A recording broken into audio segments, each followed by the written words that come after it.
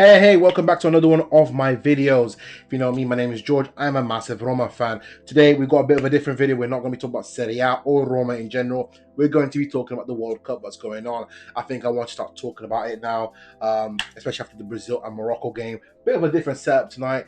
Well, it's 3 a.m. in the morning over here when I'm recording this.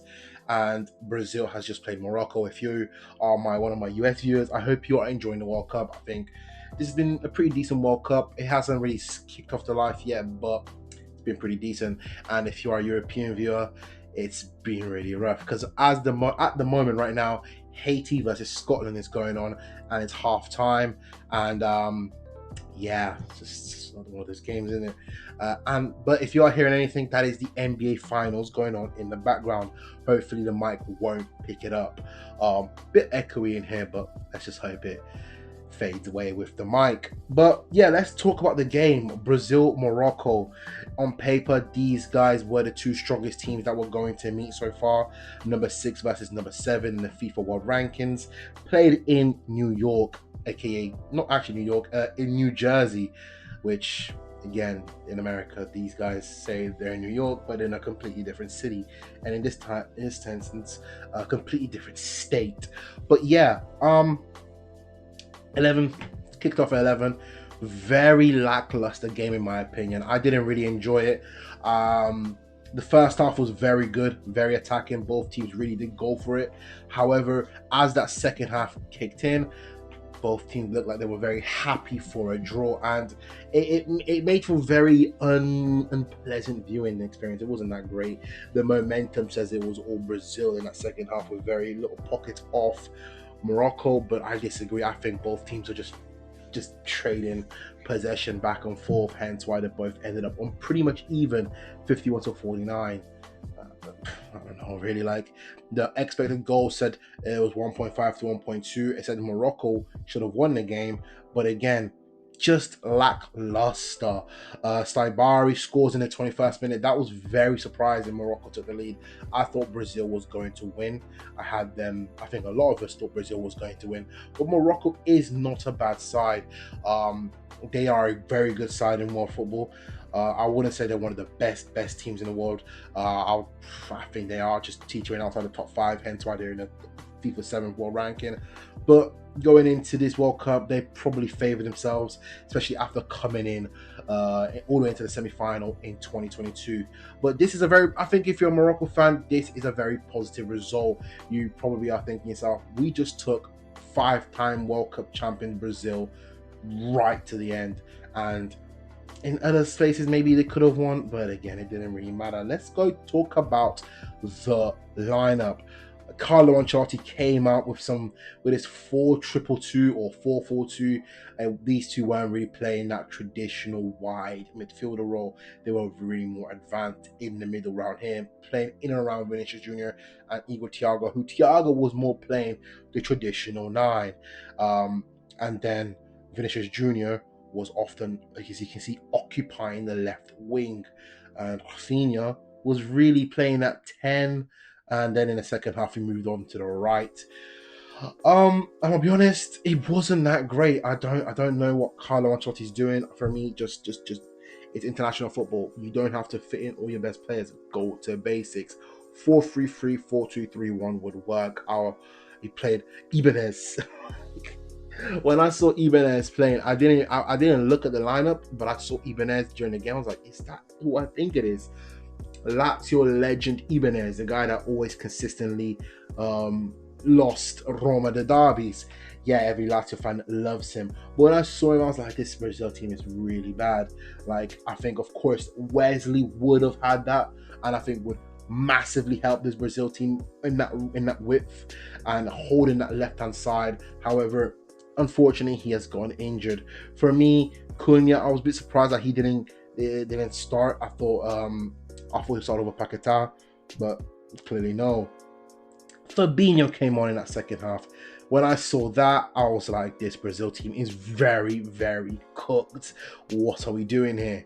Like, just him coming in for Casemiro, it was like we weren't getting much better. Like, as you can see, 6.3, 6.5. I don't really like ratings, but that was pretty much fair. They were both mediocre to pretty poor. But yeah, let's. For me, I would again line up with a 4-2-3-1 with this back four, something similar, with probably Guimaraes and Casemiro in those holding positions, with Vinny on the left, holding that left hand side, and maybe Cunha in the middle, with Rafinha on the right, and Igor Thiago up front. Forcing Paquetá in this lineup just didn't make sense because, like, I'm gonna be honest, he was everywhere, but he was also nowhere. That's the best way to describe it. But moving on to Morocco, they were good. They were very good. Football says they were a better side than the average Moroccan, were better than the average Brazilian. Again, in his ratings, do not take him seriously. But in a sense, the individual battles, I would say, especially in the midfield, Morocco won. Ayub Bouyadi, I'm sorry, I cannot pronounce names, but this young, 18 years old, 18, ran the game. Simply incredible. Every pass was on target, accurate long balls. He was he was just winning everything. The ground jewels, dribbling. He was so incredible tonight, and yeah, massive props to him. Him and Elanawi, Roma boys were just incredible, man. Shout out to Elanawi as well. Brilliant performance. Man of the hour, of course, Saibari took the lead from PSV Eindhoven. He didn't look like an out-and-out number 9. I don't know if he is an out-and-out number 9 in real life. Afterwards, the game for PSV. I don't watch enough PSV football. If I'm looking over there, it is again the NBA Finals. Second half has kicked off. Let's hope the Spurs can take this one out because this series, I would like for me to be longer. But yeah, Saibari was pretty good. Took the lead, split Gabriel and Marquinhos. They had no chance in catching him up. And Alisson at that point is one-on-one. If you see the position that Alisson was in, he was in no man's land, and it wasn't his fault.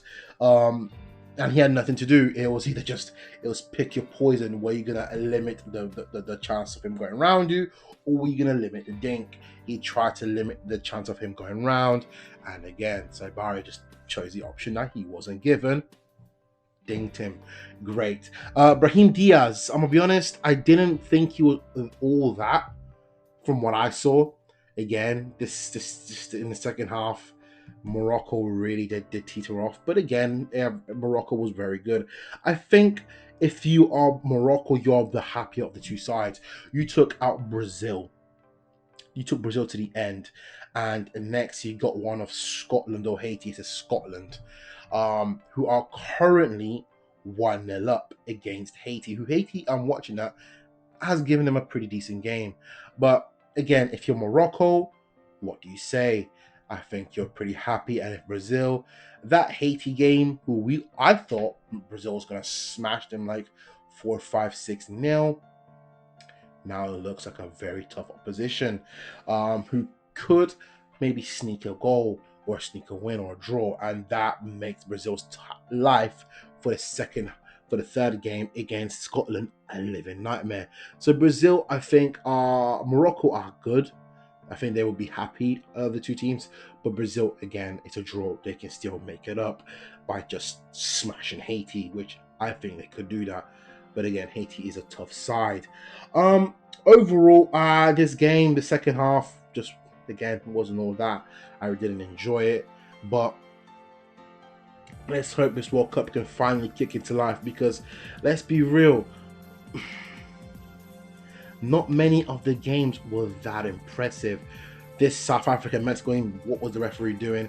This Czech Republic South Korea game, I very much enjoyed it. So did Canada and Bosnia, but again, just very close games. Paraguay, USA, that was the only one where you could say that was a landslide. Paraguay stood no chance, and USA destroyed them. And then Qatar, Switzerland was the upset of the tournament, but that game was pretty terrible. Yeah, I think so. Not many upsets going on, apart from Qatar. You're seeing what you're expecting is what you're getting. Yeah, look at the time, 5 a.m., 9 p.m. That's just crazy to think about. But let me know your thoughts below. What did you think about the Brazil Morocco game? Make sure to like, comment, subscribe, and let me know if you want to know if you want more World Cup breakdowns, because again, this is pretty last minute. So peace out.